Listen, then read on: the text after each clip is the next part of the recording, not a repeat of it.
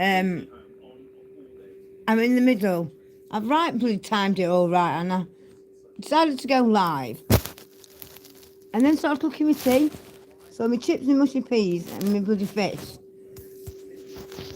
is going to be cold. So I'm half cooking it now anyway. So what did you all have for your tea? It says you can turn this camera around or walk through it. I don't know what you do. Let's see if my chips are done. Oh, I think they're a bit too done. But never mind. Got to have vinegar, aren't you, with fish cakes. These air fryers, they're right good, aren't they? Let me just put some vinegar on.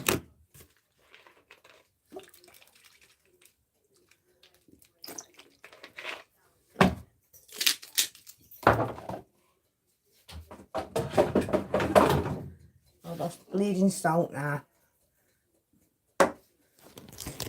Knife and fork. Got a bleeding a knife there. Fucking hell. It's like a fucking baseball bat. Sorry for swearing there. Right, let me just check me. Yeah, that'll do. Oh, so guys. Yeah, my friend, how can... No, don't be nicking it, Miles. Miles nicks me dinner. So tonight, I thought... And they always do it, don't they, when someone's sort of famous or somebody's, murdered or something like that. And they have sort of a 60-second sort of silence. But I think we should do it for ourselves. So we need to think about why we're strong, what, we're still here and we've brought it, we've survived basically. Whatever it is that we've survived, it doesn't have to be drugs, like I said earlier. You don't have to have an addiction to be on this channel. But I think we all have secret deep down, whether we're addicted to chips, cooking, chihuahuas. We've all got our little vices, haven't we? Achilles heel or something they say, don't they? So let's see what you've all been doing. Let me see what this says now. Oh, something about remember. I'll get used to this some way. Somewhere or another I will. So tell me about your day then, guys. What have I been doing? I've just been sat at home, really. Just sort of looking online at some pictures of my friend. Watching some documentaries about murder, as you all know. And yeah, it just, like I say, it just made me think that, obviously, you miss people when they're gone, don't you?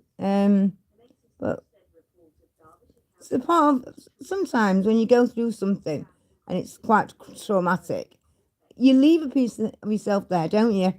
And what I mean by that is, you leave, it affects you, doesn't it? And sort of, if you move on from a different house or, a different partner it may be, or if you've been to rehab or a little bit is shedded there, isn't it?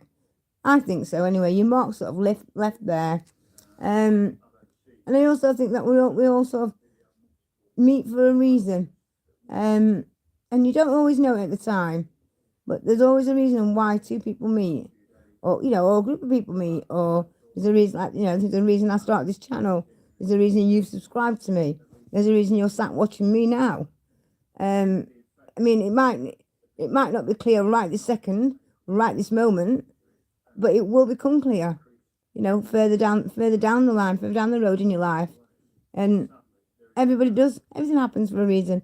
I believe in karma as well.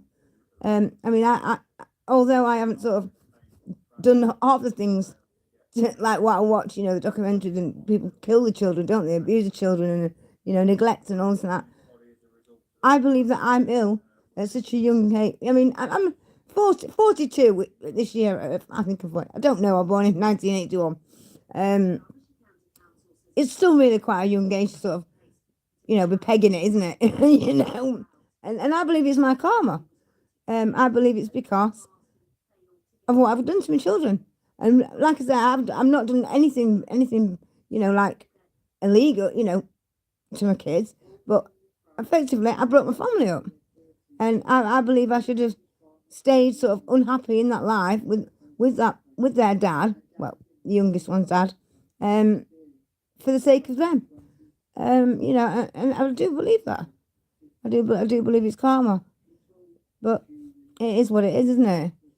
So there's not much I can do about it. They haven't made a. Oh, in fact, some people do think there's time travel, doesn't there? But right, shall we have a little silence and think about? And if people are coming and going to watch this after it's been live, you know, just when we start it, they can, you know, they can do. And some people have busy lives and whatnot. They're not all just sat on the bloody city like me. So let's think now. Think of your strong moment. Think of, you know, what sort of made you know that you were strong? What event was it in your life that you thought, God, I'm not going to get through this? But then you did. You did, because you don't know how strong you are till strength is your only option. And we've all been there. I mean, you know, you might tell it to somebody, you know, your story to someone, and you might think, well, that's actually not that bad, you know, I've been this and, but to each and every one of us, it affects us. You know, it affects us differently. Some people can handle things that other people can't. Some people think that, you know, oh, that's not actually quite bad. But to that person, it is. Who are you to say, oh, that's not that bad, love? You can't. Until you've walked in somebody's shoes. I mean, I looked, I mean, you guys aren't, I don't, well, what I'm going to say now, I know you won't agree with me, and it's fine. It's fine. But I watched a documentary, or was it, did I read? Yeah, it was, I watched it anyway. And it was about a couple who neglected the child, and they, you know, he beat it or something, and they're saying, oh, you know, the mother should have done it. And I said, God, stop being so judgmental with the judgmentalness. Until you have walked in that person's shoes, you cannot not utter comments like that. I mean, don't get me wrong. I mean, yeah, of course it's wrong what's happened to that child, but there's a reason. There's a reason why. You don't just get up and think, oh, today, you know, I'm going to beat my child up and kill it. There's a reason. There's a reason why. And there's a reason why we do everything. Everything. And like I said, you might not see it at that time, but there's a reason why you've got a set of pencils in a you know, in a pencil pot, all different colours. You know, they've all got the same ink in them. So let's say a pen. So they're all the same ink, same colour, writing wise, but they look different on the outside. There's a reason why you will be drawn to a certain one. You may not know it at that time, but there will be. So think of that moment when you were strong and you needed to be, and you don't even know where that strength came from. So let's have our silence.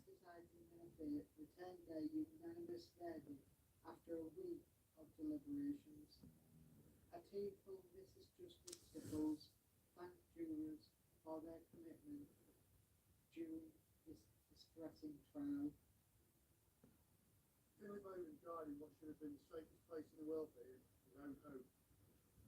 He was much loved by his wider family. During his short life, he knew many great times with them. That was until he was in the care of Stephen Bowden and Shannon Marsden. Hope you're all thinking about it, because this is what made you strong. This moment now, what you're thinking about, is what brought you here today. It's what brought you to my channel, and what warmed you to me, and what sort of, why you guys don't see me in the light that other people do. And the reason, whatever you're thinking of now, that's the reason, because you've been through something and you can relate to me.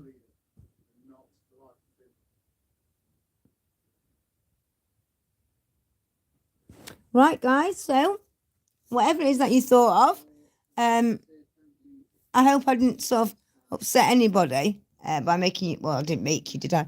You know, make you think that, but so guys, oh God, Lorraine, I'm going to need my glasses now. Hang on. Oh God, do you know, I don't know what I do. Oh, there we are. Thank you for this comment, whatever it's going to say. Okay, let's have a look then.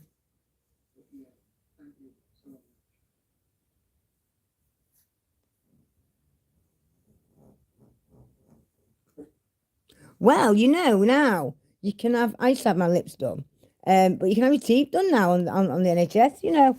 But you could always, you know, it was always, you're allowed so much cosmetic surgery on the dentist for so a certain amount every year. I mean, I don't know what helps. But yeah, been feeling a bit strange. It's mad, isn't it? You know, but yeah, I mean, you are who you are.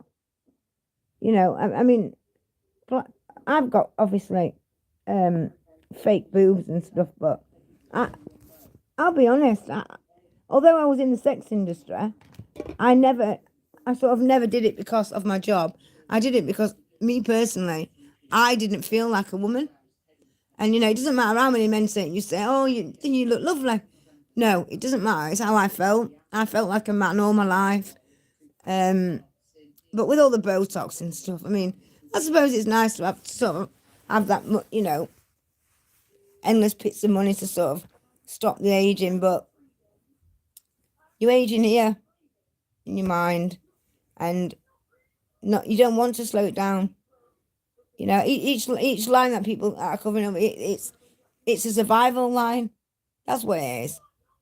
They're not wrinkles, they're survival lines. I think so anyway. The marks that you know, all right, they're not scars, but you know, that they are sort of, they show that it's life. They're lifelines. Is it? You know, it's a road on your map, isn't it? You know. I'm gonna have to put my glasses back on now. Don't get blue. Don't even need glasses, me. It's only because I'm going crack blind, I think. Oh God, yeah, I do. Who are you then, guy? Are you a member? Because get signing up to me. I'm gonna have to eat my dinner. It's gonna go cold. Oh, dogs will have it. So, what we all watching tonight? And what have we all had for tea?